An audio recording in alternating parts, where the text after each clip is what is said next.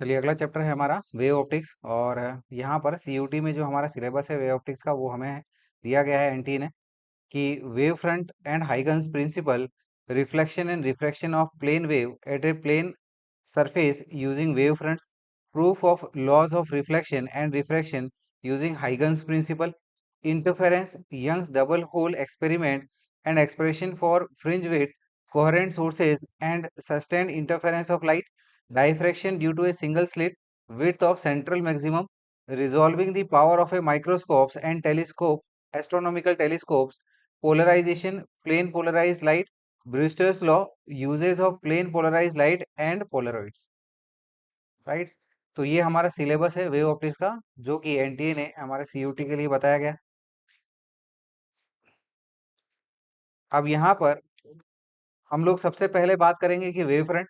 Wave front क्या होता है, right. Wave front is basically the locus of points having the same phase of oscillation, right.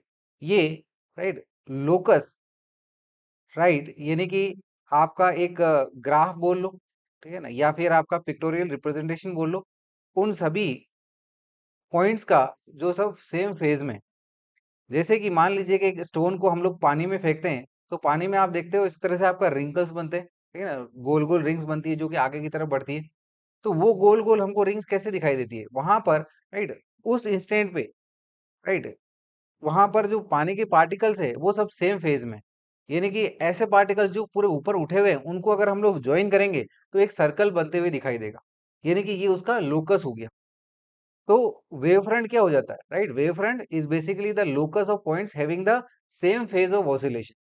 ऐसे सभी points का locus, ठीक है ना, जो कि सेम फेज ऑफ ऑसिलेशन में, राइट, समझ में आई। जैसे यहाँ पर, जैसे यहाँ पर, ठीक है ना, यहाँ पर मान लीजिए हमारे पास में एक बल्ब है, या फिर आपने जो स्टोन पानी में फेंका, उसके बाद में जो यहाँ पर ये वेव्स निकल रही हैं, राइट, इन पॉइंट्स को अगर हम लोग ज्वाइन करेंगे तो ये सारे पॉइंट्स आपका सेम फेज में, यानी कि अगर वो क्रेस्ट पे है तो सभी के सभी यहाँ पर पॉइंट्स आपका क्रेस्ट पे है। अगर ये आपका ट्रफ पे है तो आपका सभी के सभी पॉइंट्स वहां पर ट्रफ पे। हाँ, नहीं कुछ नहीं। अच्छा, ये आ नहीं रहा है, ठीक है। तो यहाँ पर, ठीक है, यहाँ पर आपके सारे के सारे सेम फेज में, राइट, यानी कि अगर वो क्रैश पॉइंट पे है तो सारे के सारे क्रैश पॉइंट पे, और नीचे में अगर आपके लोवेस्ट पॉइंट पे ट्रफ पॉइंट पे हुए तो सभी के सभी आपके ट्रफ पॉइंट पे, यानी कि ये आपके सेम फेज पे, राइट। तो आई होप वेव फ्रंट आपको समझ में आया होगा। और वेव फ्रंट क्या है, basically A wave front is the locus of points having the same phase of oscillations, right. अब देखिएगा, ये आपका वेव फ्रंट है, ठीक है ना। जैसे ही बेसिकली आपका जैसे बल्ब है, तो बल्ब में आपका रोशनी हर डायरेक्शन में जाती है, तो इसका वेव फ्रंट क्या हो जाएगा, स्पेरिकल वेव फ्रंट हो जाएगा। और वेव फ्रंट से अगर हम लोग परपेंडिकुलर लाइन ड्रॉ करें तो ये बताता है कि वेव फ्रंट कौन से डायरेक्शन में मूव हो रहा है उस इंस्टेंट पे, राइट। तो इसको कहा जाता है रे, right. So we can say a line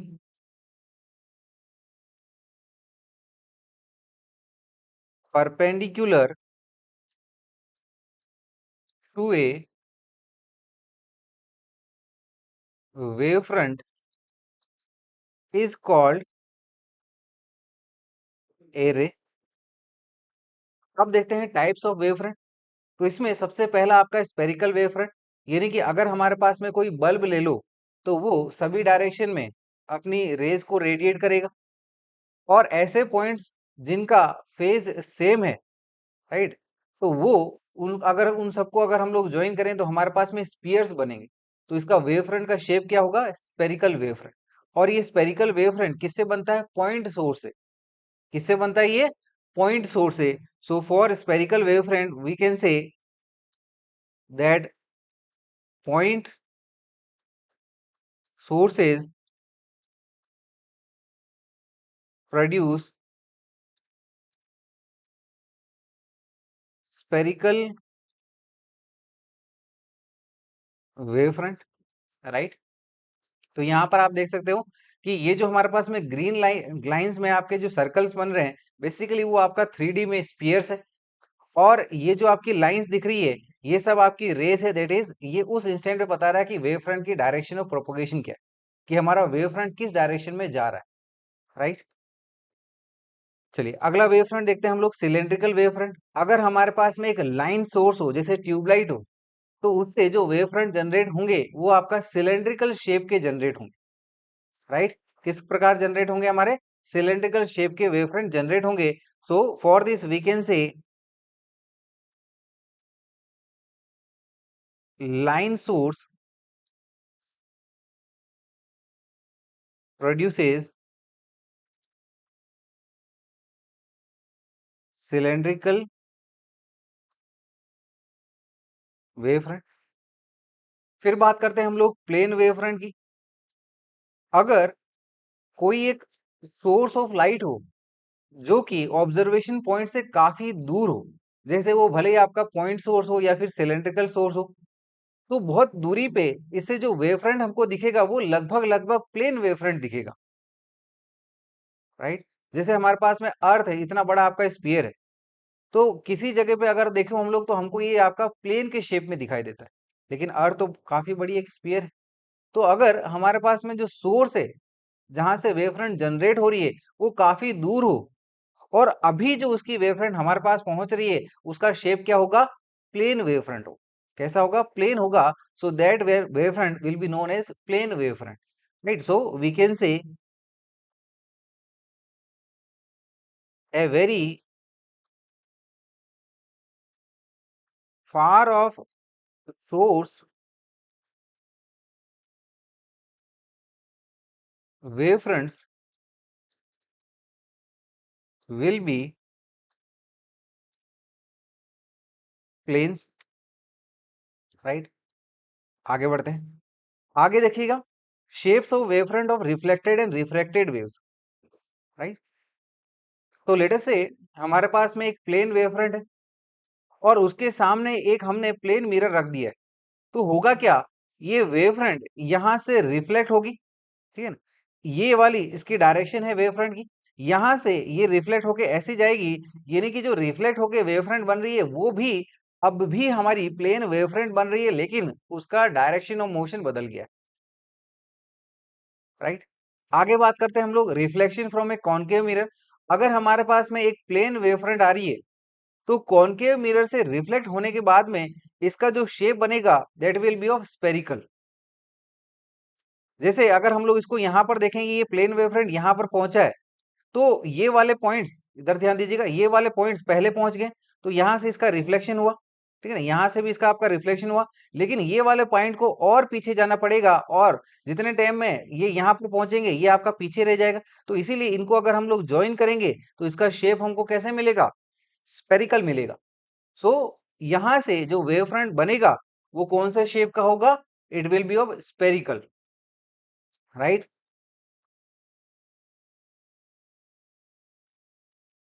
चलिए आगे देखते हैं हम लोग reflection from a convex mirror.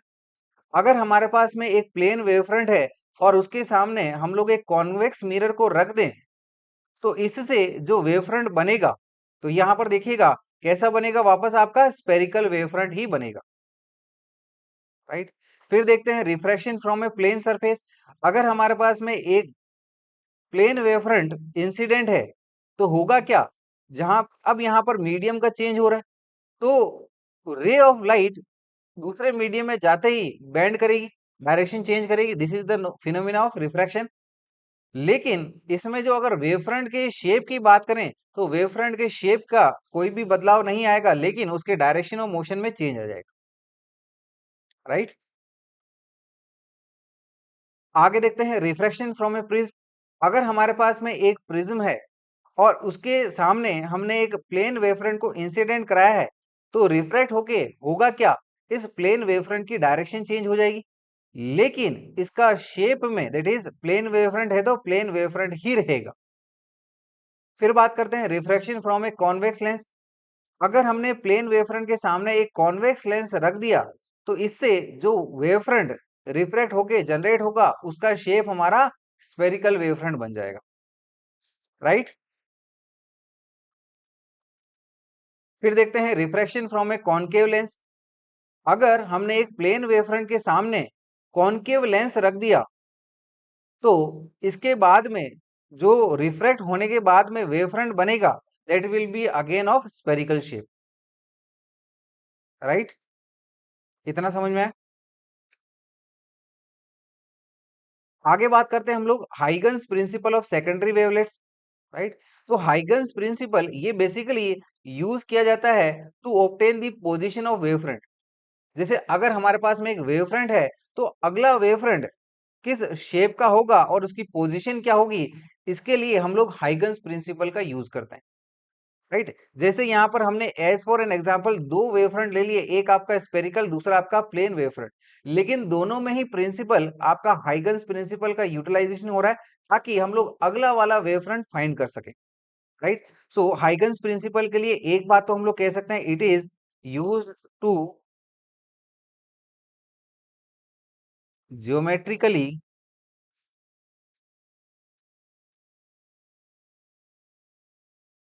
obtain the position of wave front। इसमें यहां पर मेनली तीन बात याद रखना, राइट, कि अगर हमारे पास में एक वेव फ्रंट है, चाहे ये आपका स्पेरिकल हो या फिर आपका ये प्लेन शेप का हो, इसमें अभी जो आपका प्रेजेंट वेव फ्रंट है, लेट अस से ये आपका ए बी शेप वाला और यहाँ पर भी ए बी शेप वाला हमारा प्रेजेंट का वेव फ्रंट है। तो इसमें हर एक पॉइंट जो है, जैसे आपका A B C D E यहाँ पर ये आपके पॉइंट्स बनाए गए, ये जो हैं अब आपके एक नए फ्रेश सोर्स की तरह एक काम करेंगे, ठीक है।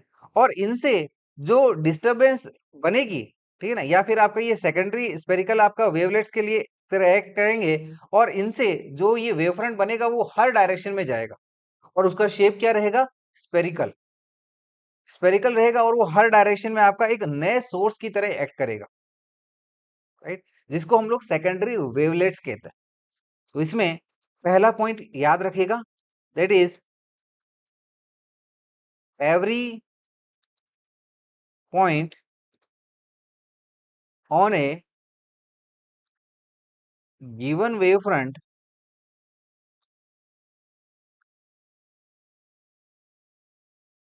can be regarded as fresh source of new disturbance and sends out its own spherical wavelets called secondary wavelets, right. ये पॉइंट समझ में आया, राइट, राइट। और यहां से जो हमारे सेकेंडरी वेवलेट्स है वो सभी डायरेक्शन में स्प्रेड होगी and it will spread with the speed of light. तो इसमें अगला पॉइंट ध्यान रखिएगा, that is the secondary wavelets spreads in all directions with the velocity of light, right. अगला पॉइंट इसमें ये ध्यान में रखने का कि यहां पर अगर हम लोग इनके टेंजेंट्स को ज्वाइन करें, राइट, जैसे आपका ये किसी पर्टिकुलर टाइम पे सेम टाइम पे, राइट, अगर हम लोग इसके सरफेसेस के टेंजेंट्स को ज्वाइन करें तो इससे जो हमारा लोकस या फिर शेप बनेगा, ये आपका नए वेव फ्रंट का शेप होगा। जैसे कि यहाँ पर ये हमारे नए फ्रेश सोर्सेस हुए इस प्रकार से, ये आपके नए वेवलेट्स हो गए। तो अगर इनके सरफेसेस को हम लोग टेंजेंशियली ज्वाइन करें, ये इस तरीके से, समझ में आई बात? तो इससे जो हमारा शेप बन रहा है, ये आपका नए वेव फ्रंट का शेप रहेगा और करस्पॉन्डिंगली ये उसकी पोजीशन रहेगी। और इसमें जैसे यहाँ पर ये प्लेन वेव फ्रंट है, तो ये आपका स्पेरिकल सेकेंडरी वेवलेट्स बन रहे हैं इस प्रकार से। और इनके हम लोग टी टाइम के बाद में इनके सरफेसेस को टेंजेंशियली टच करें, सभी आपके वेवलेट्स टच होने चाहिए। तो आपका टेंजेंशियली अगर हम लोग इनको कनेक्ट करें, तो देखिएगा इसकी ये जो शेप है टेंजेंट लाइन की, कैसे बन रही है ये आपका एक प्लेन की तरह बन रहा है। यानी कि अगला वेव फ्रंट कैसा होगा, एक प्लेन वेव फ्रंट होगा इसके केस में। और इसके केस में कैसा बना हमारा, स्पेरिकल वेव फ्रंट बना। राइट, इतना समझ में आया? राइट, सो वी कैन से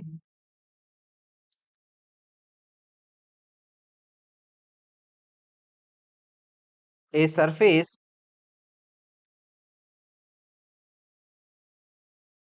touching these secondary wavelets tangentially in the forward direction at any instant, let us say after delta t time, gives the position and shape of the new wavefront at the instant. This is called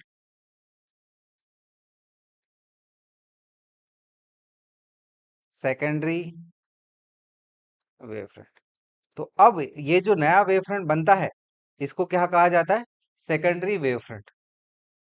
right, so this is basically your Huygens principle. Right, I hope ये आपको अच्छे से समझ में आया होगा। चलिए आगे बढ़े हम लोग, चलिए आगे बढ़ते हैं हम लोग, बात करते हैं interference of light waves. Right, interference ये सिंपली क्या है, एडिशन या फिर सुपरपोजिशन। जैसे अगर हमारे पास में दो वेव्स हैं, ठीक है ना, जैसे ये डॉटेड लाइन में दिख रही है आपकी एक येलो वाली और दूसरी वाली ग्रीन वाली, तो इनसे जो रिजल्टेंट वेव बनेगी, that will be due to the phenomena of interference of light, या फिर सिंपली यहां पर हम लोग क्या करेंगे, सुपरपोजिशन। अगर ये हमारी दोनों वेव्स सेम फेज में हुई, सेम फेज में होना मतलब कि अगर एक ये वेव मैक्सिमम पॉइंट पे पहुंच रही है, तो दूसरी वाली वेव भी उसी टाइम पर मैक्सिमम पॉइंट पे पहुंच रही है। अगर इसका पोजीशन 0 पे आ रहा है, तो दूसरी वाली वेव का भी आपका 0 पे आ रहा है। तो ये वेव कैसे कहलाएगी, हमारी सेम फेज में कहलाएगी। तो इस केस में जो हमारी रिजल्टेंट वेव बनेगी, वो इन दोनों वेव से भी बड़ी वेव बनेगी। राइट, और अगर इन दोनों का एम्पलीट्यूड सेम हुआ, तो सिंपली ये क्या हो जाएगा, डबल एम्पलीट्यूड की बन जाएगी, दोनों का आपका अलजेब्रिकली ऐड हो जाएगी।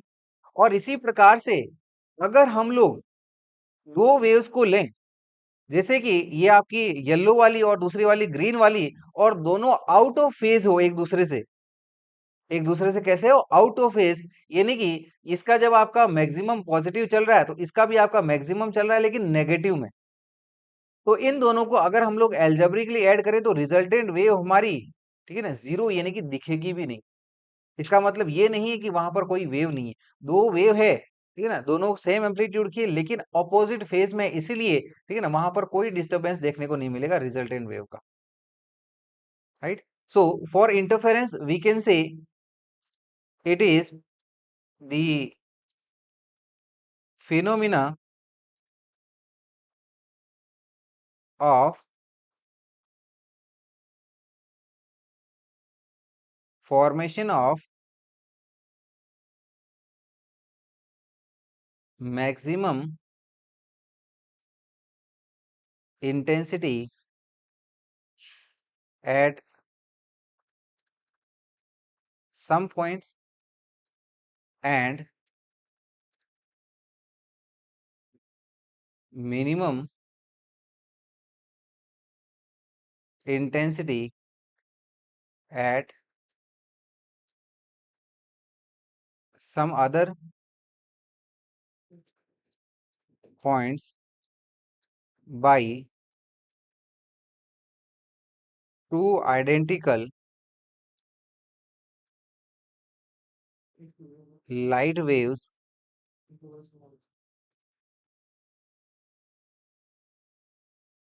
traveling in same direction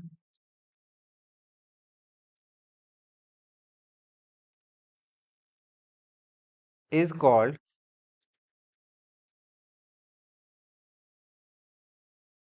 interference of light, right. तो जैसे यहाँ पर हमने देखा ये हमारा कंस्ट्रक्टिव इंटरफेरेंस हो रहा है और ये हमारा क्या हो रहा है यहाँ पर डिस्ट्रक्टिव इंटरफेरेंस हो रहा है। चलिए आगे बात करते हैं हम लोग resultant amplitude and interference of two waves. Later से हमारे पास में दो वेव्स है और इनकी इक्वेशन ये ले लो। पहले वाले वेव की इक्वेशन है हमारी y1 is equal to a sine omega t और दूसरी वाली जो वेव है उसकी इक्वेशन है b sine omega t plus five where a and b are their respective amplitudes यानी कि उनकी maximum value, right. Omega t angle या फिर फेस और यहाँ पर दूसरे वाले का आपका फेस एंगल क्या है ओमेगा टी प्लस फाइव। तो इसका इनिशियल फेस कितना है फाइव, तो दोनों का फेस डिफरेंस हमको कितना मिलेगा फाइव मिलेगा।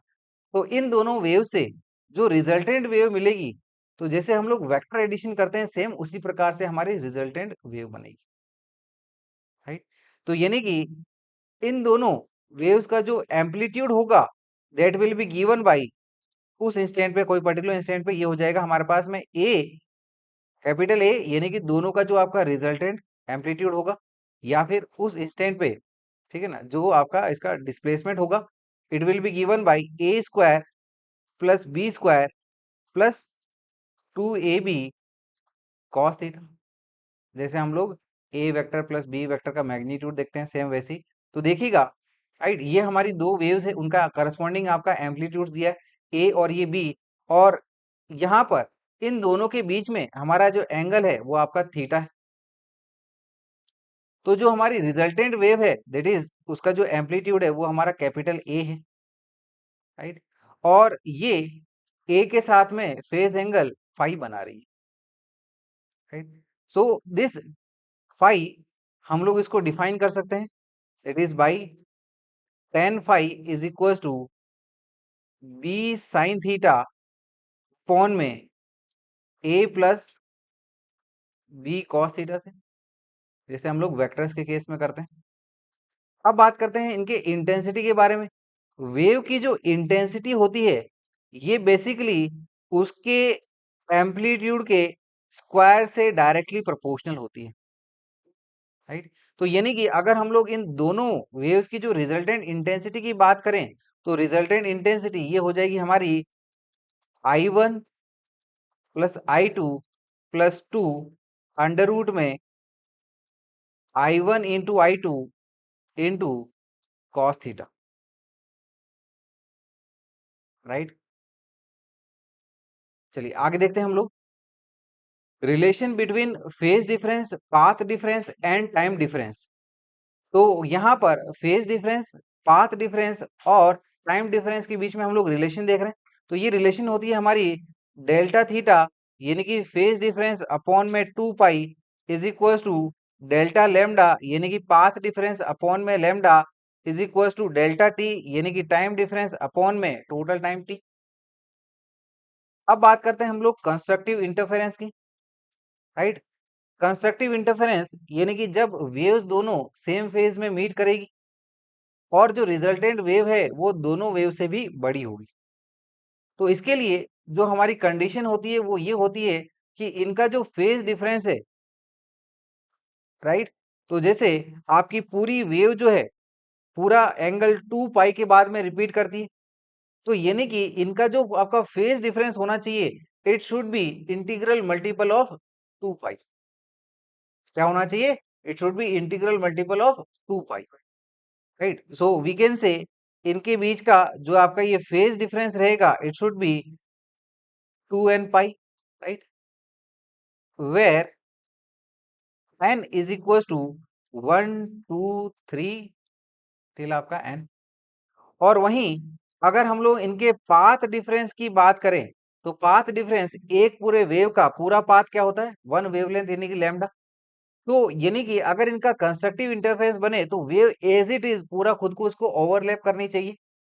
तो इसके लिए यहाँ पर जो पाथ डिफरेंस होना चाहिए वो ये होना चाहिए कि हमारे पास इसका जो पाथ डिफरेंस है वो लैम्डा का इंटीग्रल मल्टीपल हो। Therefore we can say delta lambda is equal to क्या होना चाहिए?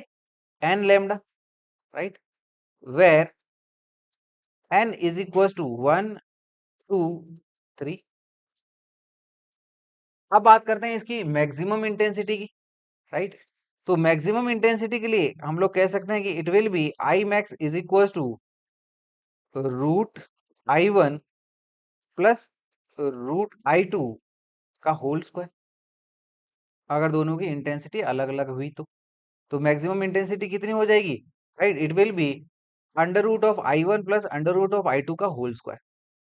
या फिर इन टर्म्स ऑफ एम्पलीट्यूड हम लोग बता सकते हैं इट विल बी के यानी कि कांस्टेंट इनटू ए प्लस बी का होल स्क्वायर।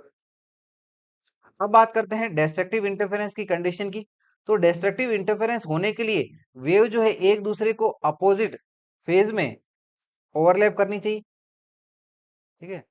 तो यानी कि इनके बीच में जो फेज डिफरेंस है वो कितना होना चाहिए? आपका पाई का इंटीग्रल मल्टीपल, राइट। इसका आपका ऑड मल्टीपल हमेशा रहेगा, जैसे आपका पाई हो गया, 3 पाई हो गया, 5 पाई हो गया। इस तरह से ये आपकी जब वेव्स इसको ओवरलैप करेगी तो उस दौरान पे हमारा डिस्ट्रक्टिव इंटरफेरेंस बनेगा।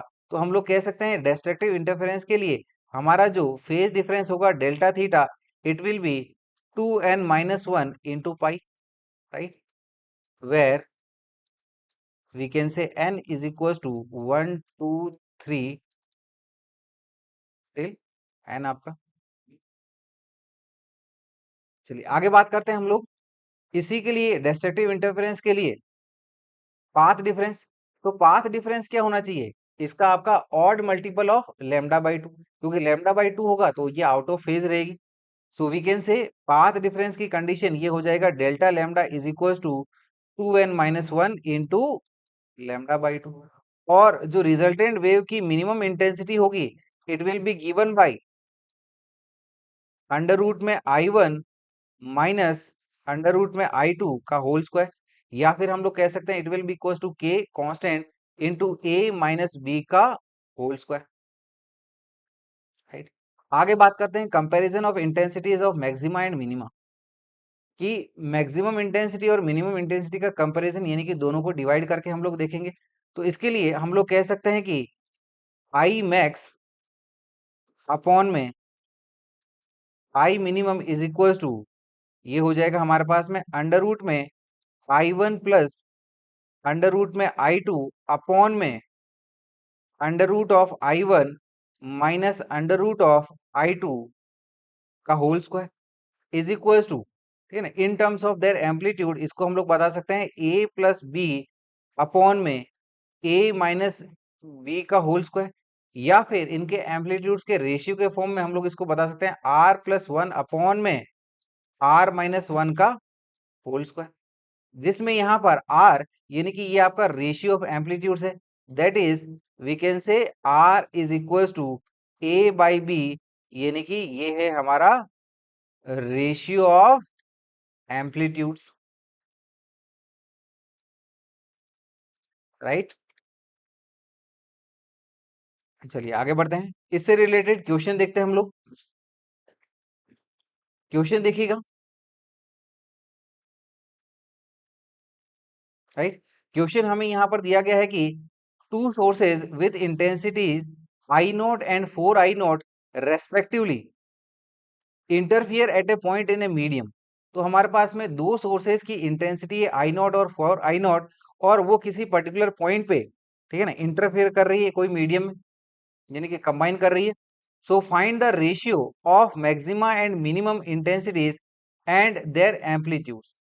तो हमें इनकी इंटेंसिटी का रेशियो और एम्पलीट्यूड्स का रेशियो पूछा जा रहा है. तो इंटेंसिटी का रेशियो अभी हमने देखा था, क्या था हमारे पास में, आई मैक्स अपॉन में I minimum is equal to under root of I1 plus under root of I2 upon में I1 minus under root of I2 का होल स्क्वायर.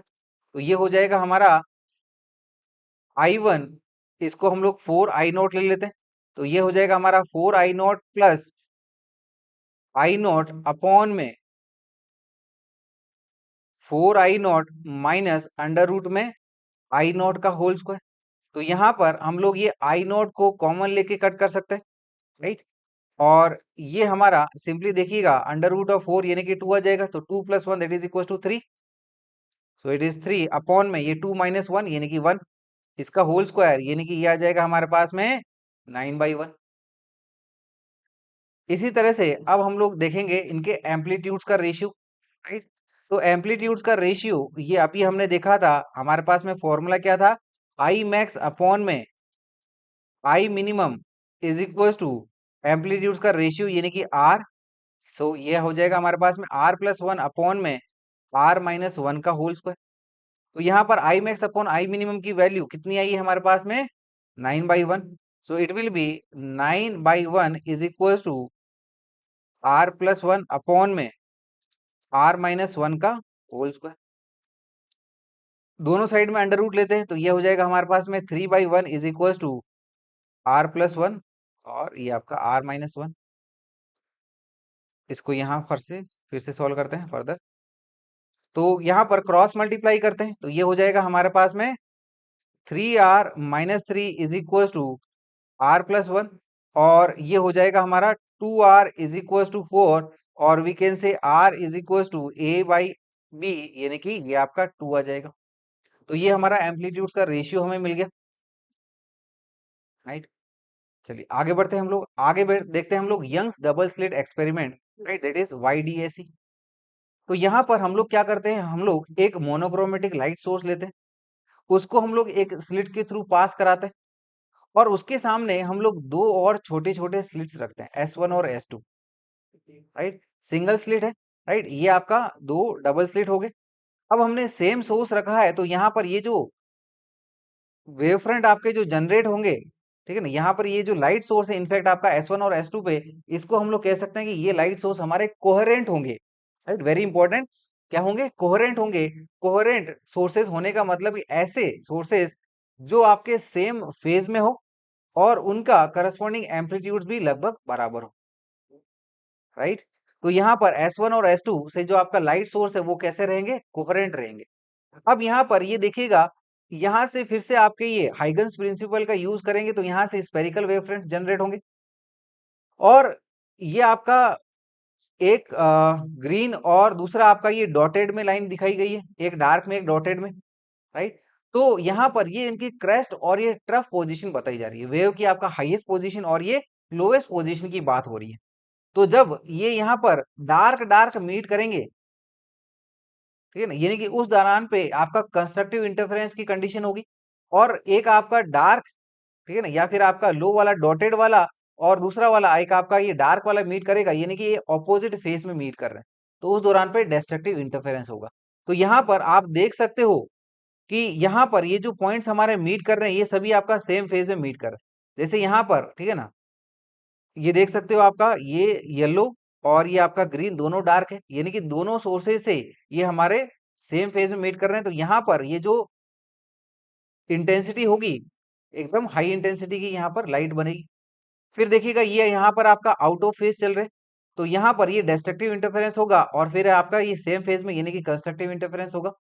यानी कि इस तरीके से जो हमारे स्क्रीन में फ्रिंजेस बनेंगे, सेंटर वाला ब्राइट होगा, फिर आपका डार्क, फिर आपका ब्राइट, और इसी तरह से नीचे में भी रेप्लिकेट हो रहा है, राइट, ब्राइट, फिर आपका ये डार्क एंड देन ब्राइट।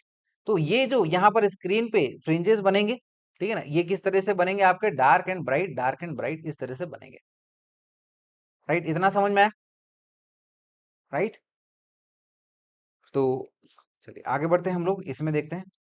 इसमें सबसे पहले हम लोग बात करेंगे पाथ डिफरेंस, कि जैसे हमारे पास में लाइट के जो ये दो सोर्सेस है S1 और S2 से, मान लीजिएगा किसी पर्टिकुलर पोजीशन की आपका पॉइंट P पे, राइट, यहाँ पर आपका ये मीट कर रहे हैं, तो इस दौरान पे ये S1P और ये S2P इनके पाथ का एक डिफरेंस आएगा, और यही हमारा क्या कहलाता है, पाथ डिफरेंस। और इसी के बेसिस पर, राइट, हमारा वो कंस्ट्रक्टिव इंटरफेरेंस और डिस्ट्रक्टिव इंटरफेरेंस की कंडीशन बनती है।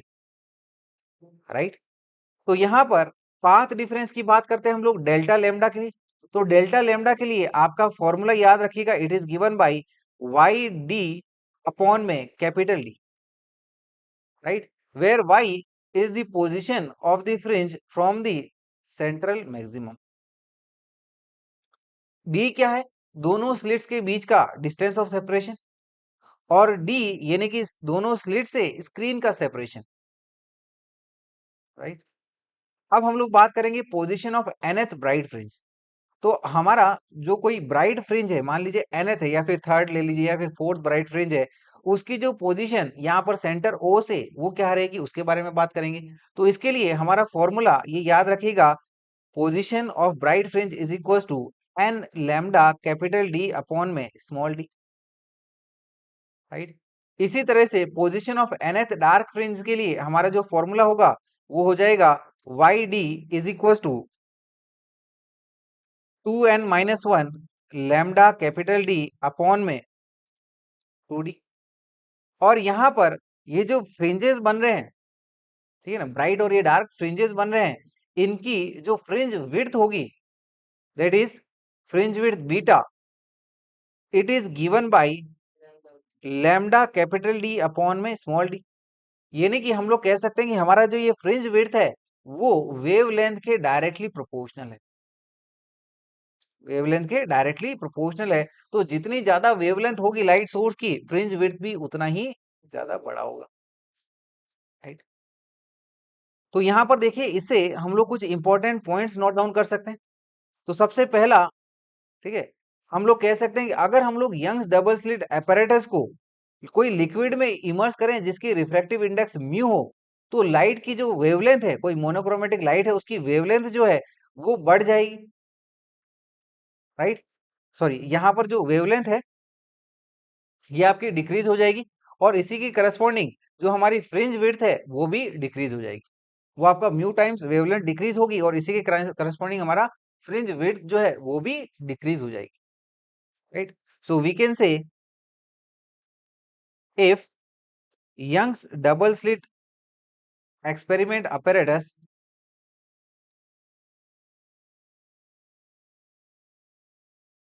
is immersed in a liquid of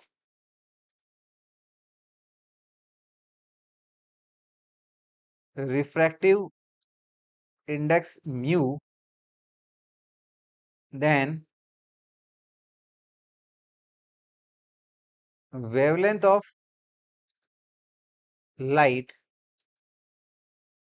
and hence fringe width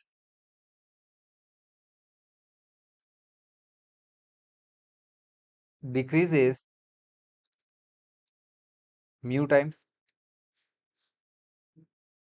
अगर हम लोग एक व्हाइट लाइट का यूज करें इंस्टेंट ऑफ मोनोक्रोमेटिक लाइट, तो हमें कलर्ड फ्रिंजेस ऑब्टेन होंगे स्क्रीन के ऊपर में। और हमें पता है, क्योंकि रेड लाइट की वेवलेंथ वायलेट लाइट से ज्यादा होती है, इसीलिए रेड लाइट के जो फ्रिंजेस होंगे वो वायलेट लाइट या फिर बाकी कलर वाले जो लाइट है उनसे सबसे बड़े होंगे। इनकी जो फ्रिंजेस की विड्थ होगी, राइट, वो रेड लाइट के लिए सबसे ज्यादा बड़ी होगी। राइट, ये सीधा सीधा आपका क्वेश्चन बनता है यहाँ पर। तो फ्रिंज विड्थ किसकी सबसे ज्यादा होगी, रेड वाले की। So we can say if white light is used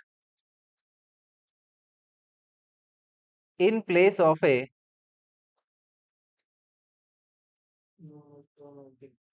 monochromatic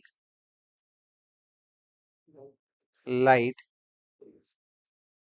then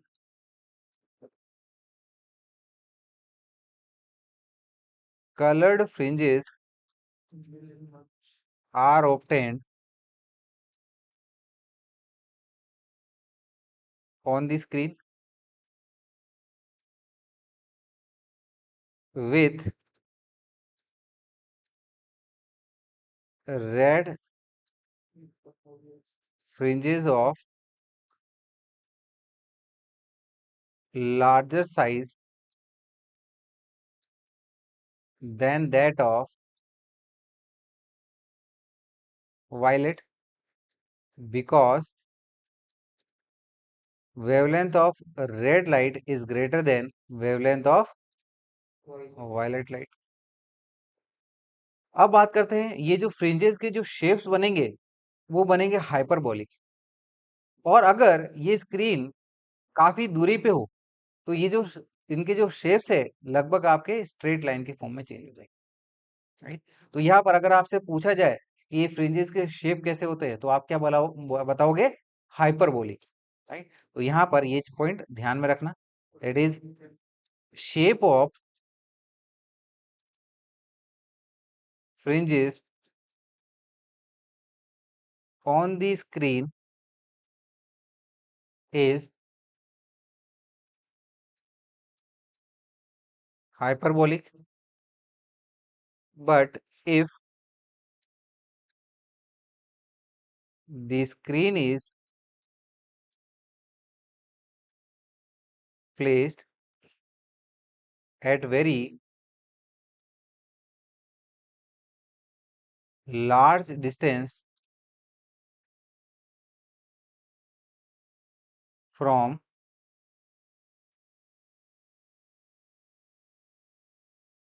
slits, then the hyperbola nearly looks straight line in shape, right. आगे बात करते हैं angular width of fringes, right.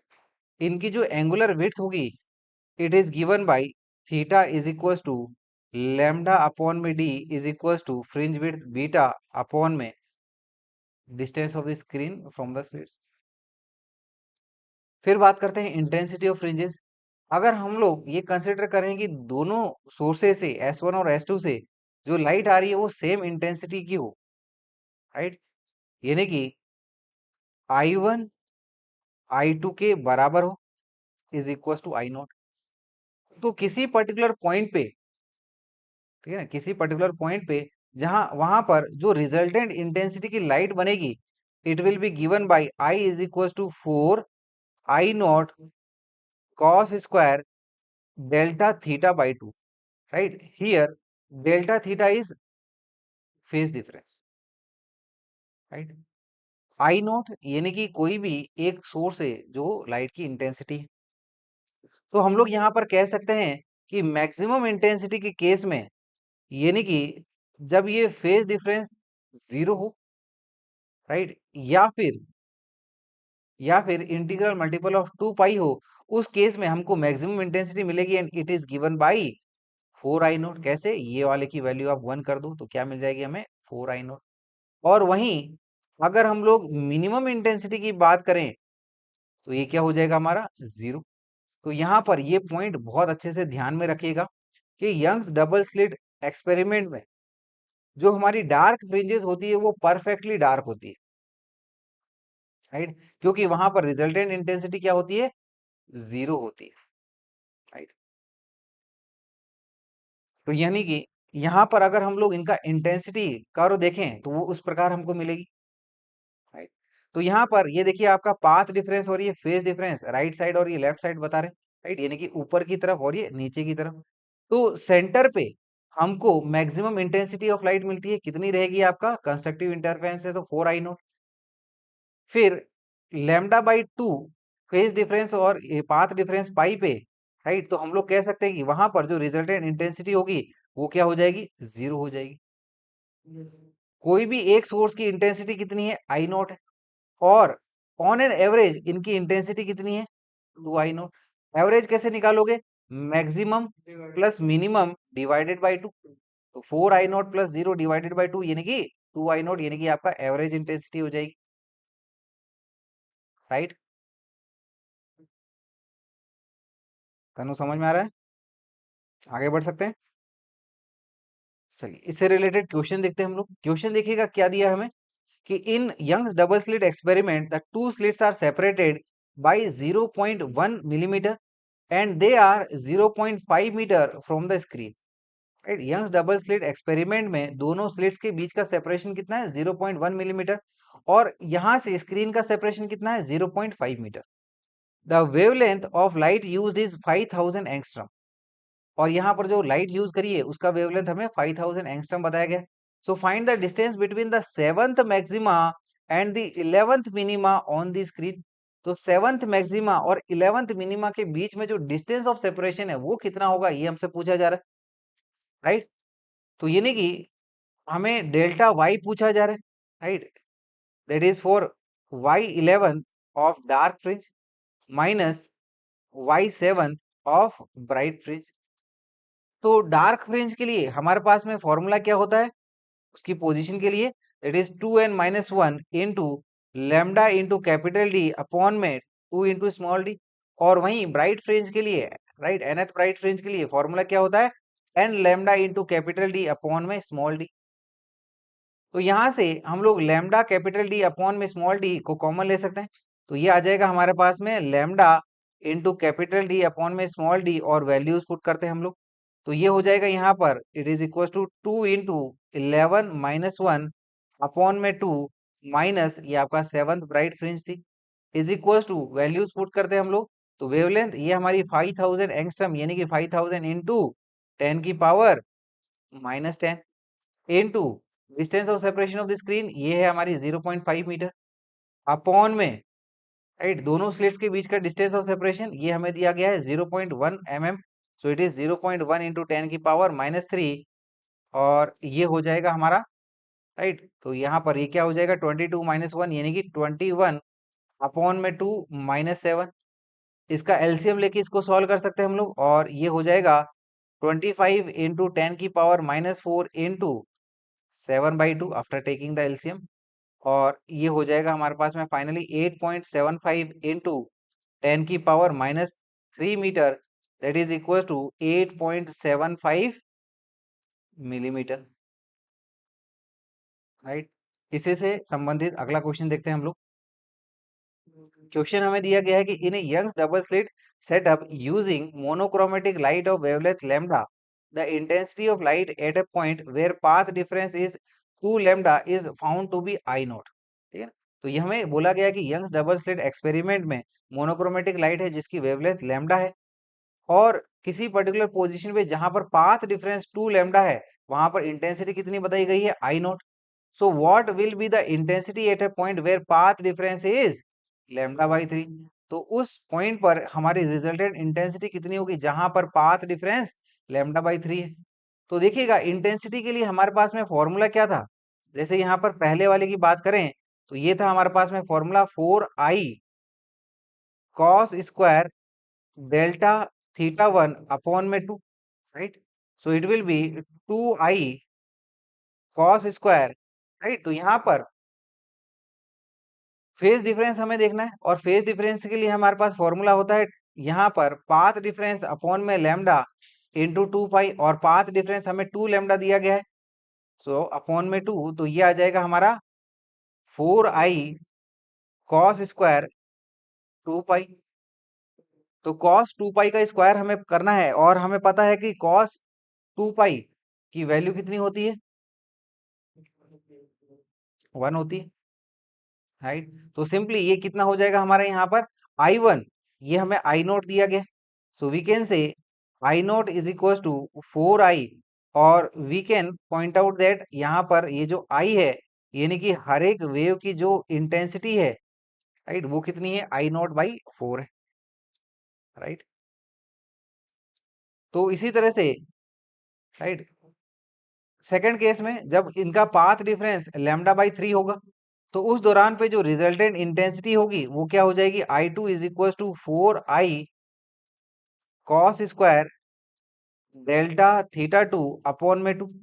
So it will be 4 into I की value हमारे पास I है I not by 4 into cos square, ठीक है ना। यहाँ पर phase difference, right, path difference हमें लैम्डा बाई 3 बोला गया, तो फेज डिफरेंस क्या हो जाएगा, लैम्डा बाई 3 अपॉन में लैम्डा इंटू 2 पाई अपॉन में ये आपका 2, और ये मिल जाएगा हमें I nought into cos square pi by 3, pi by 3 यानी कि 60 डिग्री, और कॉस 60 डिग्री क्या होता है, 1/2, right. So it will be I not by 4, right.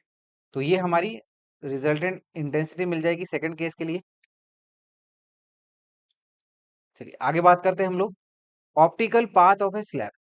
Optical path of a slab यानी कि अगर हमारे पास में एक स्लैब है टी थिकनेस का, जितने टाइम में, ठीक है ना, लाइट टी थिकनेस कवर करेगी उतने ही टाइम में ये लाइट एयर में कितना ट्रेवल करेगी, that is known as the optical path of a slab, right.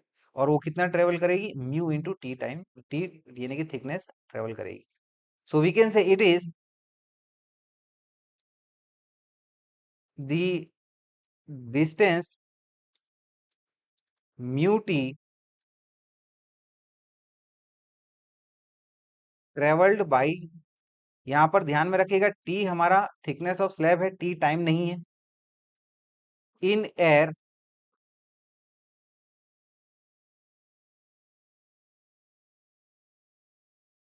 corresponding to a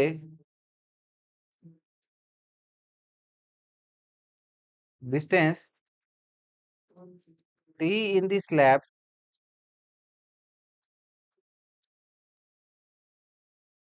is called optical path of a slab। अब बात करते हैं path difference produce by A slab.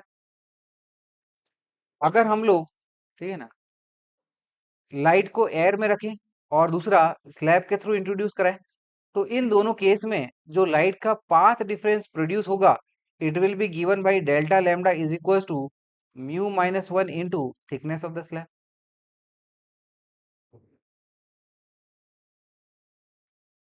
Right. आगे बात करते हैं insertion of a transparent slab in Young's double slit, right, या फिर फ्रिंज शिफ्ट। तो इस दौरान पे यंग्स डबल स्लिट एक्सपेरिमेंट में सिंपली हमारा फ्रिंज की शिफ्टिंग होती है, और फ्रिंज जिस साइड में हम लोग स्लैब को इंसर्ट करते हैं उस साइड में हमारे फ्रिंजेस शिफ्ट हो जाते हैं। तो यहाँ पर ये जो फ्रिंज का शिफ्ट होगा, लेट अस से यहाँ पर हमने स्लैब ऊपर वाले में इंसर्ट किया तो फ्रिंजेस हमारे ऊपर की तरफ शिफ्ट हो जाएंगे, and this shift is given by delta y is equal to mu minus 1 into t into D upon में स्मॉल डी। तो यहाँ पर ये जो शिफ्ट है ये ऑर्डर के ऊपर डिपेंड नहीं करता है, राइट, ऑर्डर के ऊपर डिपेंड नहीं करता है। So we can say shift is independent of n, that is order of fringes, right. यानी कि चाहे वो आपका चौथे फ्रिंज की बात करें हम लोग, आठवें फ्रिंज की बात करें, सभी के सभी बराबर अमाउंट से शिफ्ट होंगे, राइट। और यहाँ से हम लोग ये भी देख सकते हैं कि ये जो शिफ्ट है वो वेवलेंथ के ऊपर भी डिपेंड नहीं करता है। So we can say shift is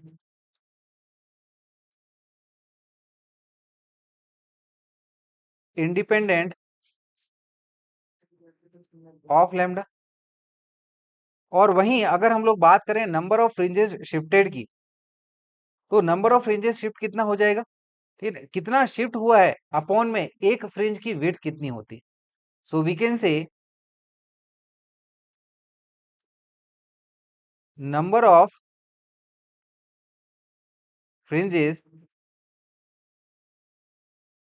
shifted is equals to shift upon में फ्रिंज विड्थ। तो देखिएगा यहां पर हमारे पास में शिफ्ट कितना आया था, mu minus one into t into D upon में डी, और इसी को जब हम लोग फ्रिंज वर्ड से डिवाइड करेंगे तो हमारा रिजल्टेंट फॉर्मूला बन जाएगा mu minus one into t upon में लैम्डा, राइट। चलिए आगे बात करते हैं हम लोग। अगला टॉपिक है insertion of two transparent slabs in Young's double slit experiment. अब हम लोग दो स्लैब्स को यहाँ पर इंसर्ट कर रहे हैं और इनकी थिकनेस लेटर से टी है और इनकी रिफ्रैक्टिव इंडेक्स म्यू वन और म्यू टू है। तो यहाँ पर जिसकी रिफ्रैक्टिव इंडेक्स ज्यादा होगी उस साइड में हमारा फ्रिंजेस शिफ्ट हो जाएंगे, and this shift is given by shift delta y is equal to mu one minus mu two into t into capital D upon में स्मॉल डी, राइट। चलिए आगे बात करते हैं हम लोग इंटरफेरेंस इन थिन फिल्म्स। अगर हमारे पास में एक थिन फिल्म है, राइट, और इसके ऊपर में एक लाइट इंसिडेंट है, तो लाइट का कुछ पोर्शन रिफ्लेक्ट हो जाएगा, कुछ रिफ्लेक्ट होगा और दूसरे लेयर से वापस रिफ्लेक्ट होके, ठीक है ना, वापस पहली वाली लेयर पे पहुंच के रिफ्लेक्ट होगा। तो जो लाइट यहाँ पर पहले वाले सरफेस से रिफ्लेक्ट हुई है वो 180 डिग्री आउट ऑफ फेस होगी, और दोनों यहाँ पर ये फर्स्ट और ये सेकंड लाइट में, ठीक है ना, इन दोनों में जो फेस चेंज होगा ये आपका 180 डिग्री का फेस चेंज होगा। तो अब ये हमारे दो स्लिट्स की तरह ऐड कर रहे हैं, और यहाँ पर अब हम लोग कंस्ट्रक्टिव इंटरफेरेंस और डिस्ट्रक्टिव इंटरफेरेंस की कंडीशन पढ़ेंगे। तो जब यहाँ पर कंस्ट्रक्टिव इंटरफेरेंस होगा उसके लिए हम लोग कह सकते हैं that is the condition of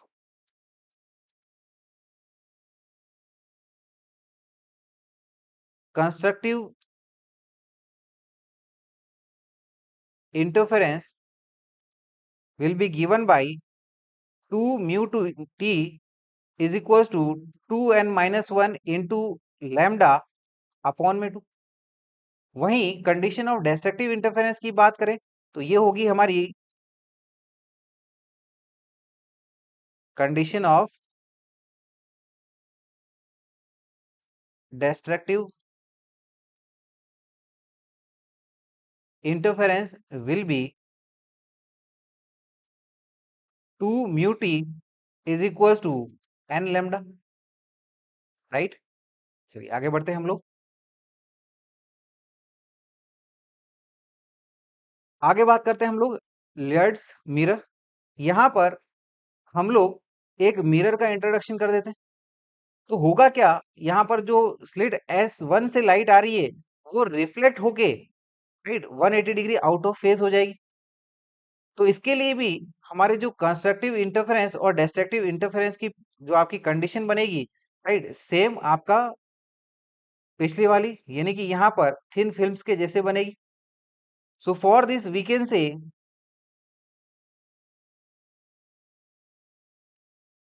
condition of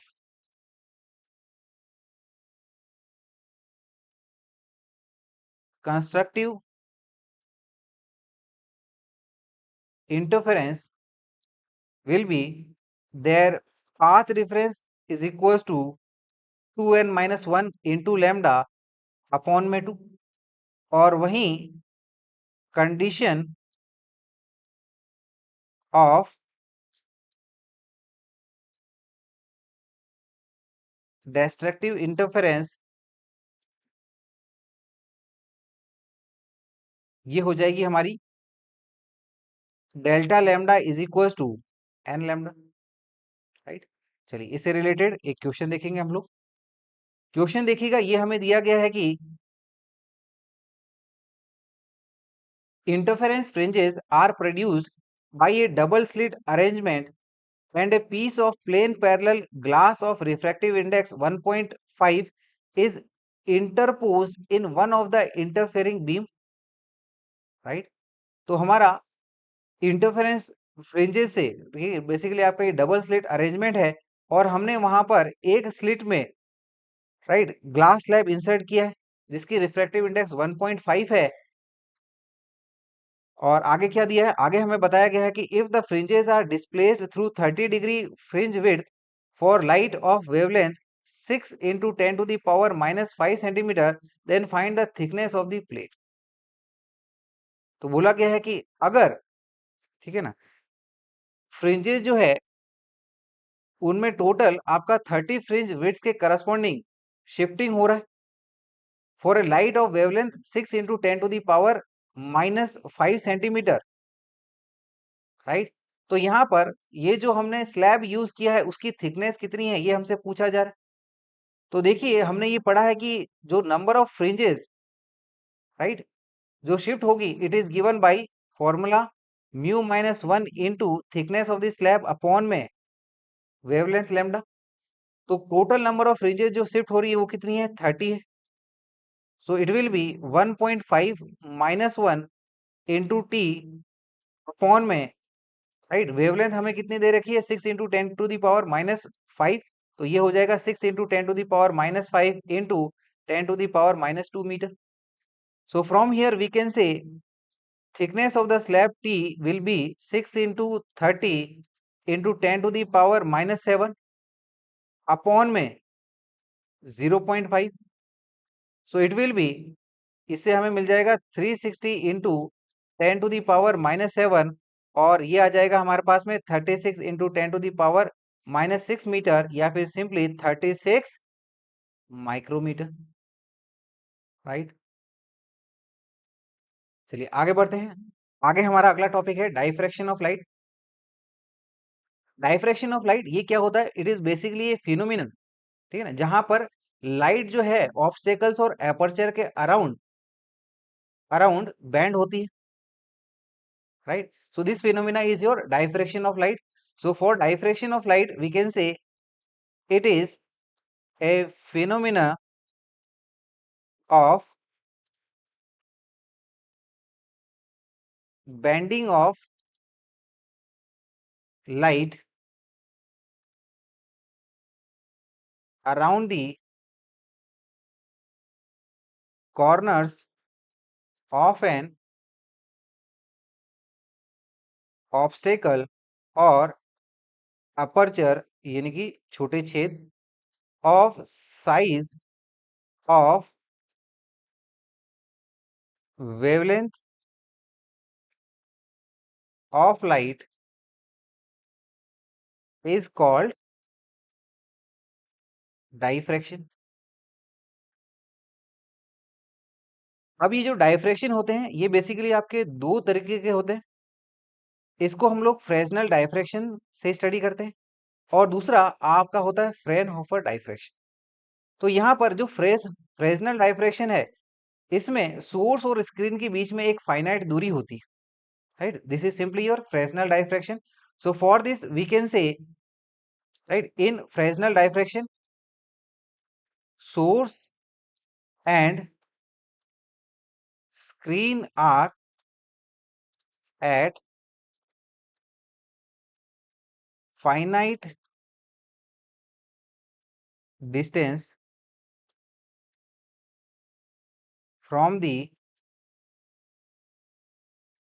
aperture, right. और दूसरे प्रकार का जो हमारा डाइफ्रैक्शन होता है it is Fraunhofer diffraction. Fraunhofer diffraction में हम लोग एक कन्वर्जिंग लेंस यानी कि कॉन्वेक्स लेंस को इंट्रोड्यूस करते हैं। So for this we can say converging lens is used to focus the rays once they pass through the opening,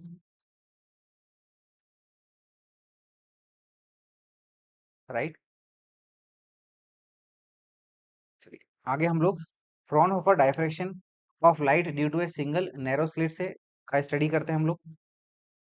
इसमें देखिएगा हमारे पास में सिंपली एक अपर्चर होता है, एक सिंपली स्लिट होती है, और इसके सामने से जब ये प्लेन वेव फ्रंट आता है तो यहाँ पर ए बी जो आपका अपर्चर है यहाँ से सेकेंडरी वेवलेट्स बनते हैं और फाइनली स्क्रीन के ऊपर में डायफ्रेक्शन पैटर्न देखने को मिलता है। और इसमें जो हमारा सेंट्रल पॉइंट है that is O point, right, यानी कि ए बी की जो आपका बीचों बीच में स्क्रीन पे यहाँ पर हमको सेंट्रल मैक्सिमा देखने को मिलता है और इसके करस्पॉन्डिंग बाद में हमको मैक्सिमा और मिनिमा देखने को मिलता है। तो इसके ऊपर और नीचे, ठीक है ना, अगला हमारा डार्क बैंड देखने को मिलता है, राइट, जिसको हम लोग मिनिमा कहते हैं। और इसके बाद में वापस मैक्सिमा फिर मिनिमा, इस तरीके से ये आपका अल्टरनेटली चलता है। तो यहाँ पर हम लोग सबसे पहले सेकेंडरी मैक्सिमा की कंडीशन स्टडी करेंगे। तो सेकेंडरी मैक्सिमा के लिए जो पाथ डिफरेंस की कंडीशन होती है that is given by a sine theta is equal to 2n+1 into lambda by 2, where n is 1 2 3, इस तरीके से। और इनकी जो एंगुलर पोजीशन होती है that angular position theta is given bye 2n+1 into lambda upon में 2a। तो बेसिकली ये जो साइन थीटा है ये आपका अप्रोक्सीमेटली थीटा के बराबर हो जाता है। तो यहाँ से हमको थीटा मिल जाएगा 2n+1 लैम्डा अपॉन में 2a, राइट।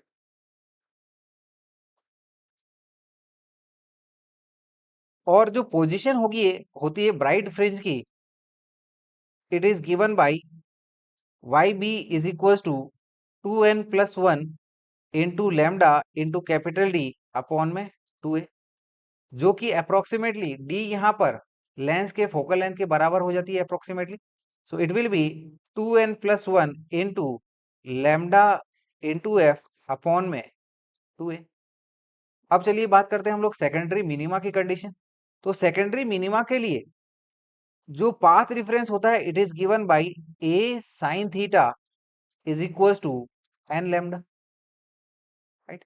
और एंगुलर पोजीशन जो फ्रिंज की होती है it is given by theta is equal to n lambda upon में a, और पोजीशन डार्क फ्रिंज की it will be given by for y nth band it is given by y and d is equal to n lambda into capital D upon a, और we can say it to be approximately n lambda into focal length of the lens upon में a, right. चलिए आगे बात करते हैं width of central maxima. यहाँ पर जो हमारा सेंट्रल मैक्सिमा बन रहा है बीचों बीच में, इसकी linear width is given by beta naught is equal to 2 lambda capital D upon में a, और इसकी जो एंगुलर विड्थ होगी it will be given by beta theta is equal to 2 lambda upon में a, राइट। अब यहाँ पर intensity की हम लोग बात करेंगे। तो डाइफ्रैक्शन पैटर्न में फ्रिंजेस की इंटेंसिटी सेम नहीं होती है, ठीक है ना। हर ब्राइट फ्रिंज की इंटेंसिटी अलग होती है and this intensity at any angular position is given by I is equal to I naught into sine pi a sine theta upon में lambda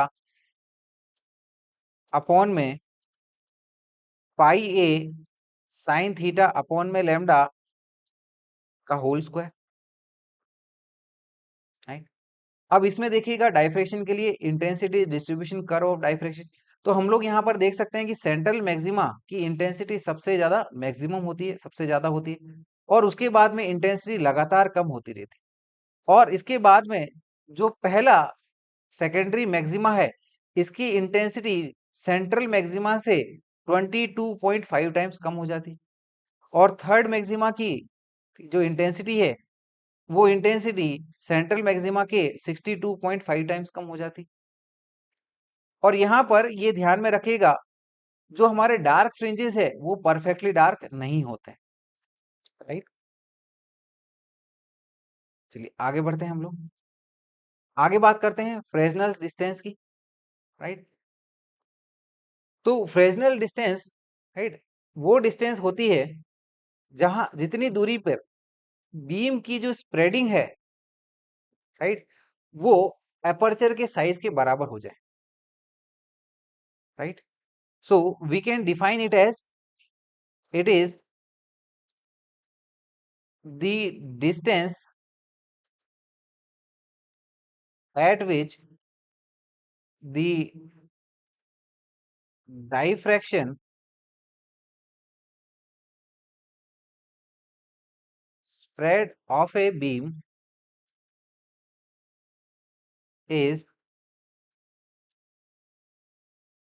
equal to the size of the aperture is called Fresnel's distance, right?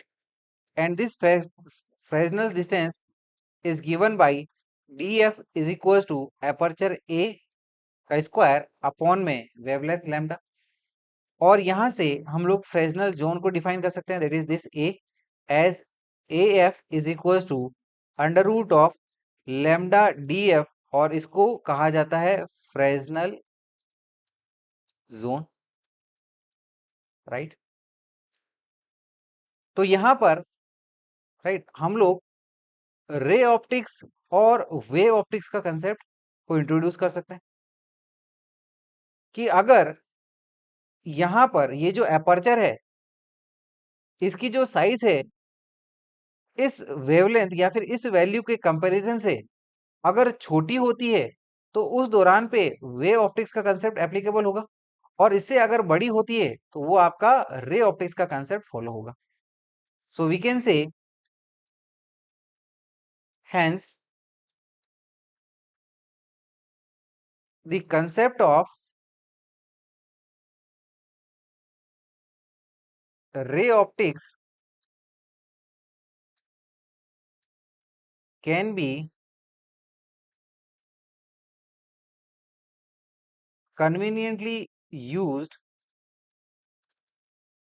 if the size of the aperture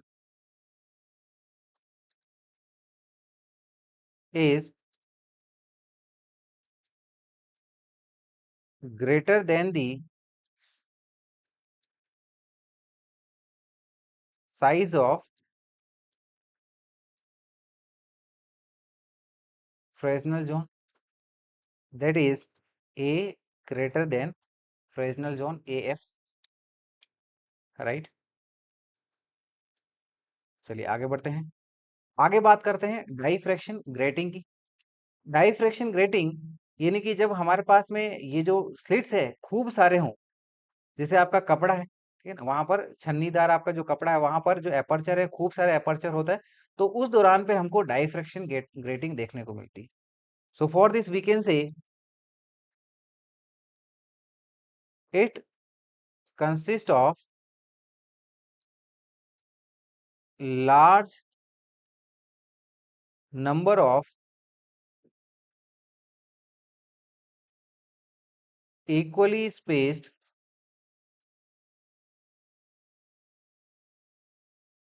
parallel slits if light is incident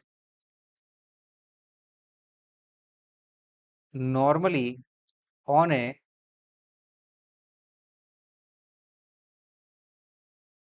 transmission gradation then the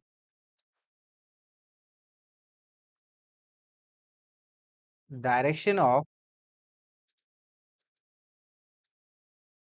principal maxima is given by, right? So the direction of principal maxima will be given by d sin theta is equals to n lambda, where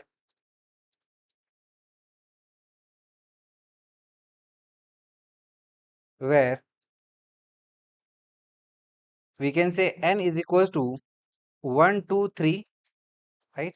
ये हमारा order of principal maxima is the order of principal maxima and d is the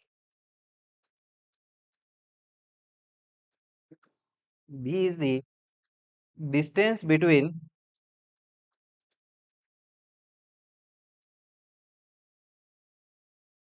two consecutive slits and is called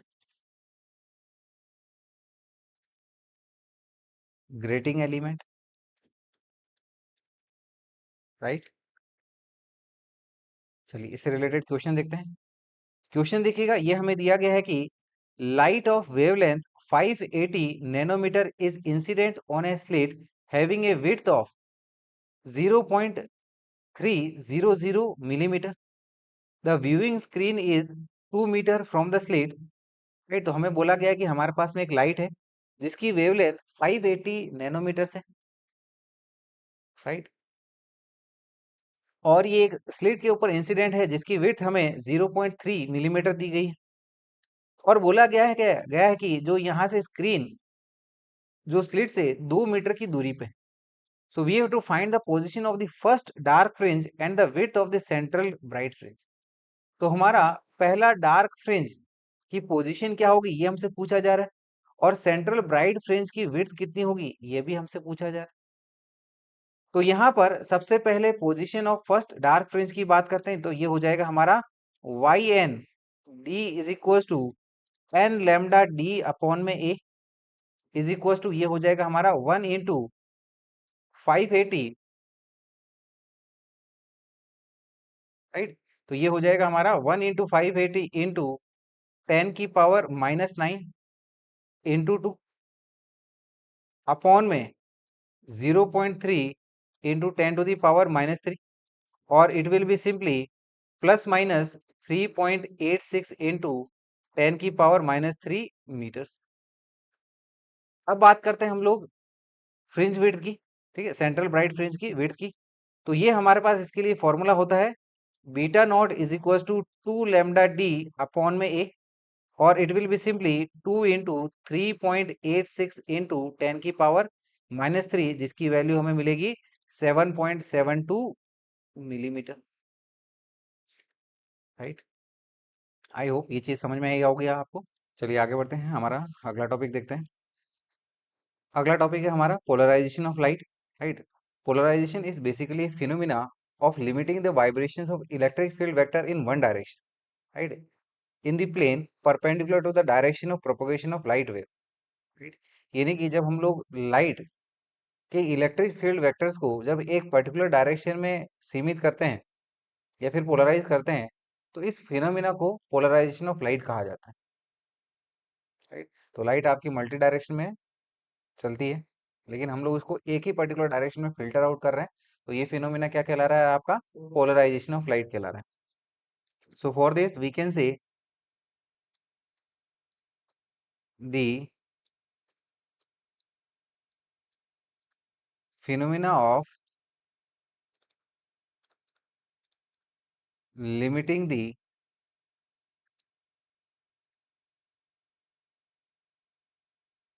vibration of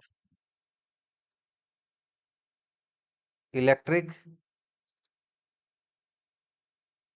field vector in one direction in a plane perpendicular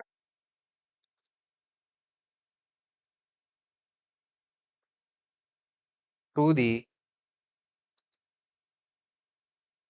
direction of propagation of light wave is called polarization of light। अब ये जो polarisation of light है, ठीक है ना, इसको observe करने के लिए या फिर ये फिनोमिना देखने के लिए हम लोग पोलराइड्स का इस्तेमाल करते हैं। So polarites are basically thin films of ultra microscopic crystals of हेरापेथाइट और आयोडोक्विनोन सल्फाइड, ठीक है, जिनकी ऑप्टिक एक्सिस एक दूसरे से पैरेलल होती है, right. So for polarites we can say these are thin films of ultra microscopic crystals of हेरापेथाइट और आयोडोक्विनिन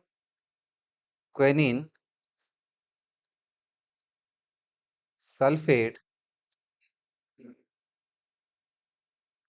with their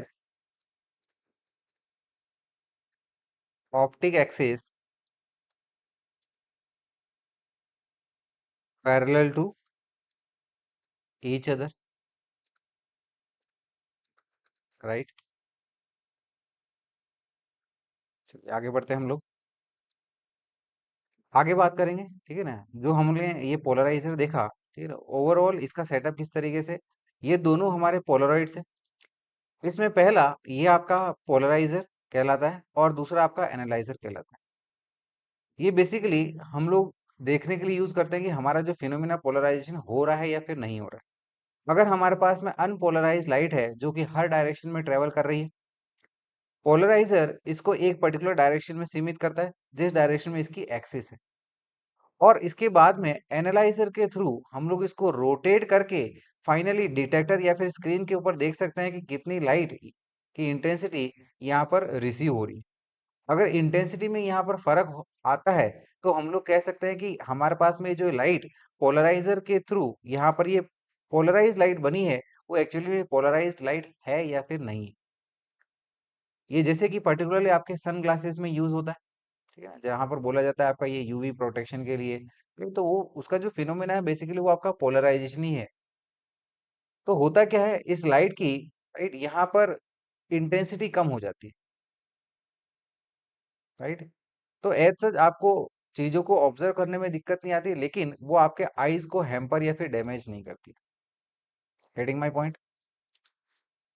और यहाँ पर, ठीक है ना, इसके रिगार्डिंग हम लोग मालूज लॉ पढ़ेंगे, राइट. ये कहता है कि यहाँ पर ये जो आपका पोलराइजर और एनालाइजर, इनके एक्सिस के बीच में ये जो आपका एंगल बनता है, तो फाइनली जो एनालाइजर से निकल के जो लाइट बनेगी उसकी जो इंटेंसिटी रहेगी, right, it will vary with the square of the cosine of the angle between plane of transmission of the analyzer and the plane of polarizer. तो यानी कि इन दोनों के बीच में जो ये एंगल रहेगा, ठीक है ना, इसके कोसाइन स्क्वायर के, ठीक है ना, डायरेक्टली आपका ये रिलेटेड रहेगा, राइट. समझ में आया? जो फाइनली यहाँ से एनालाइजर से जो लाइट निकलेगी, सो वी कैन से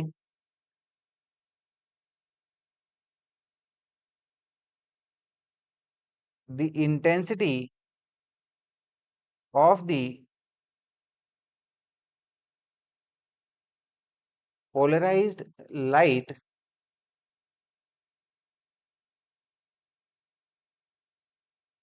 transmitted through the analyzer varies as the square of the cosine of the angle between the plane of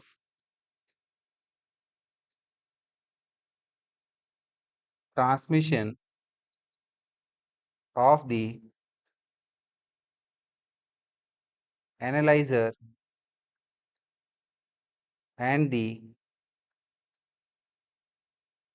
plane of the polariser, right. यानी कि हम लोग कह सकते हैं कि जितनी इंटेंसिटी हमारी एनालाइजर से निकलेगी वो रहेगी आपकी I naught cos square theta, ठीक है ना। Here I naught is the intensity of polarised light, यानी कि जो पोलराइजर से जो लाइट निकल रही है उसकी जितनी इंटेंसिटी है वो हमारी यहाँ पर आई नॉट से बताई गई है। So it is the intensity of polarised light. और थीटा यहाँ पर अगर बात करें so it is basically the angle between transmission axis of the polarizer and the analyzer. So it is the angle between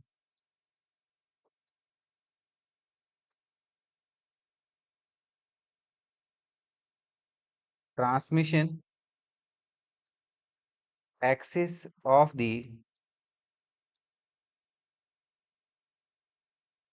polariser and analyzer. अब अगर हमारे पास में कोई अनपोलराइज्ड लाइट पोलराइजर से निकलती है, ठीक है, तो उसकी जो इंटेंसिटी होती है वो अनपोलराइज्ड लाइट की हाफ हो जाती है,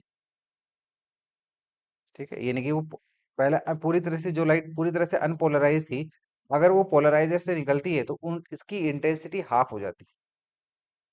और उसके बाद में वो एनालाइजर से और निकलती है तो फिर वहां पर मालूज लॉ की कंडीशन सेटिस्फाई होती है, यानी कि फिर वो आपका I not by two into cos square theta हो जाएगा, right. So we can say if an unpolarized light is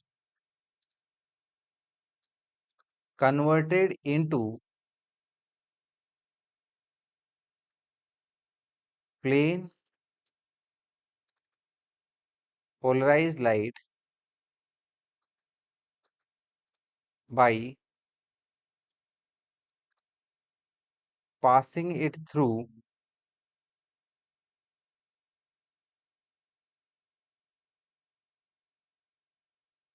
Polaroid, then its intensity becomes half, right? That is, we can say ये हो जाएगी आपकी I is equal to I naught upon में two. यहाँ पर I naught आपकी intensity of unpolarized light है, that is we can say I naught is intensity of unpolarized light, right. चलिए आगे बात करते हैं हम लोग पोलराइजेशन बाय रिफ्लेक्शन। अगर कोई एक अनपोलराइज लाइट है, ठीक है, तो देखिए अनपोलराइज लाइट को हम लोग इस तरीके से बता सकते हैं, जैसे अगर ये आपके इस स्क्रीन के प्लेन में डिफ्लेक्ट हो रही है तो इसको हमने यहाँ पर ये एरो से बताया, और अगर ये प्लेन से अंदर बाहर जा रही है तो इसको हमने यहाँ पर ये डॉट से बताया। तो ये ओवरऑल क्या है, अनपोलराइज लाइट। तो अगर ये रिफ्लेक्शन के थ्रू पोलराइज होती है, यानी कि आपका ये जो रिफ्लेक्ट हुई है, तो यहाँ पर ये आपकी पोलराइज लाइट हो गई। यानी कि देखिएगा इसका हमने सिर्फ एक ही प्लेन में अब आपकी लाइट का जो डेविएशन चल रहा है, ठीक है ना, डिफ्लेक्शन चल रहा है, वो देखिए आपका इसमें सिर्फ डॉट वाली चीज है। यानी कि यहाँ पर लाइट सिर्फ आपका अंदर बाहर चल रही है, आपका प्लेन में जो थी स्क्रीन के प्लेन वाली वो खत्म हो गई। यानी कि ये हमारी क्या बन गई है, प्लेन पोलराइज रिफ्लेक्टेड लाइट। और यहाँ पर कुछ लाइट आपकी रिफ्लेक्ट होगी, और ये जो रिफ्लेक्ट हुई है वो आपकी पार्शियली पोलराइज्ड रिफ्रैक्टेड लाइट है, ठीक है, refracted light, right, partially polarized refracted light. तो यहाँ पर विस्टर्स लॉ या फिर यहाँ पर इसके लिए कंडीशन ये होती है कि ये जो रिफ्लेक्टेड लाइट और रिफ्रैक्टेड लाइट है, इन दोनों के बीच में एंगल हमारा 90 डिग्री होता है। अगर इन दोनों के बीच में एंगल 90 डिग्री है, राइट, तो ये आपका जो पोलराइजेशन एंगल है, यहाँ पर लॉज ऑफ रिफ्लेक्शन यानी कि angle of incidence equal to angle of reflection, यानी कि ये हमारा थीटा पी है, और ये आपका थीटा आर यानी कि एंगल ऑफ रिफ्रैक्शन। तो यहाँ पर theta P is equal to, ठीक है ना, sorry, theta P plus theta R, ये हमारा 90 डिग्री के बराबर हो जाएगा, right. So we can say, for this we can say theta P plus theta are is equal to 90 degree. और यहाँ पर आपका ब्रूस्टर्स लॉ सेटिस्फाई होता है। वो कहता है कि इस मीडियम की जो रिफ्रैक्टिव इंडेक्स होगी, it will be given by tan of polarisation angle या फिर Brewster's angle, mu is equal to tan of theta p, right. इतना समझ में आया? चलिए इससे रिलेटेड क्वेश्चन देखते हैं हम लोग। क्वेश्चन देखिएगा, ये हमें दिया गया है कि two polaroids are oriented with their planes perpendicular to incident light and transmission axis making an angle of 30 degree with each other. तो हमारे पास में दो पोलराइड्स है, ठीक है ना, इनके बीच में जो ट्रांसमिशन एक्सिस का जो एंगल है वो हमें 30 डिग्री दिया हुआ है, राइट। फिर बोला गया कि what fraction of incident unpolarised light is transmitted. तो कितनी इंटेंसिटी की आपकी अनपोलराइज्ड लाइट की फाइनली ट्रांसमिट होगी, राइट। तो यहाँ पर ये चीज को समझिएगा, इनिशियली हमारे पास में अनपोलराइज्ड लाइट आ रही है, ठीक है ना। फिर यहाँ पर ये आपका पहले पोलराइड से, ठीक है ना, निकलेगी, तो यहाँ पर इसकी इंटेंसिटी क्या हो जाती है, अगर यहाँ पर इसकी इंटेंसिटी आई नॉट है, तो यहाँ पर पहुंच के क्या हो जाएगी, आई नॉट बाई 2 हो जाएगी। फिर यहाँ पर ये पोलराइजर और ये एनालाइजर के बीच में एंगल कितना है, यहाँ पर ये आपका 30 डिग्री बताया गया।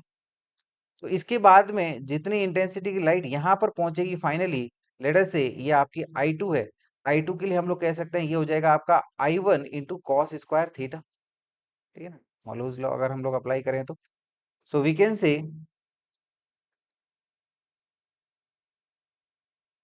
इंटेंसिटी ऑफ पोलराइज्ड लाइट, यानी कि जो पहले पोलराइड से निकली है उससे इंटेंसिटी कितनी हो जाएगी, आपका I1 will be I not by 2, जो आपका अनपोलराइज लाइट की इंटेंसिटी थी। और इसके बाद में जो फाइनली रे इमर्ज आउट करेगी एनालाइजर से, ठीक है ना, जो आपका पोलराइजर और एनालाइजर के बीच में एंगल यहाँ पर कितना बताया गया, 30 डिग्री। तो इसके लिए हम लोग कह सकते हैं therefore intensity of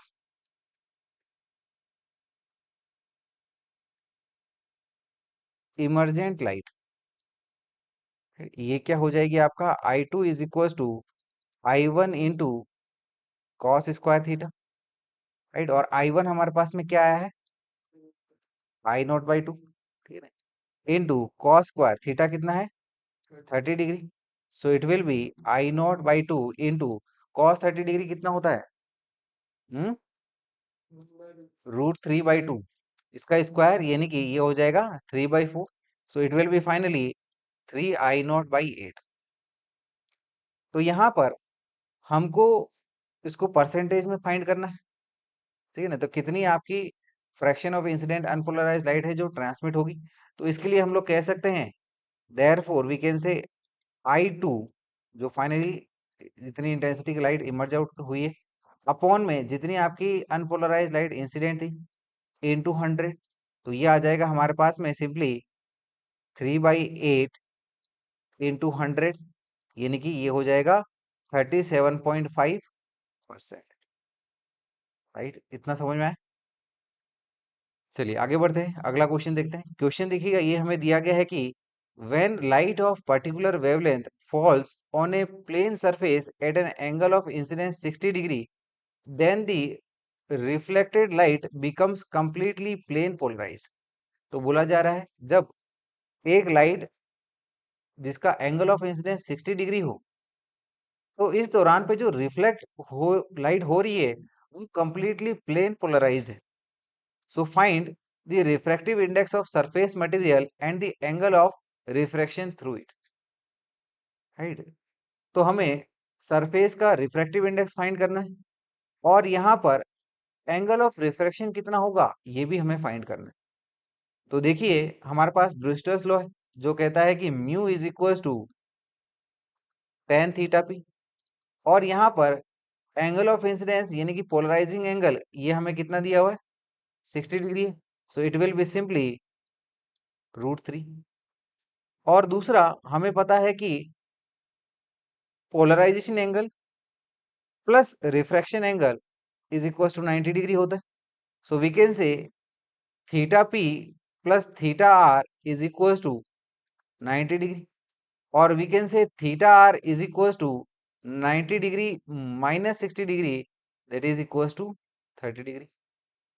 I hope ये चीज समझ में आई आपको।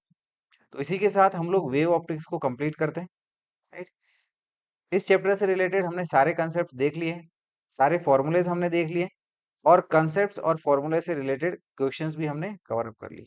तो इसी के साथ इस चैप्टर को हम लोग कंक्लूड करते हैं। आई होप जितना हमने पढ़ा है आपको सारा अच्छे से समझ में आया, और साथ ही साथ आप इसकी घर पे प्रैक्टिस करिएगा। So thank you all.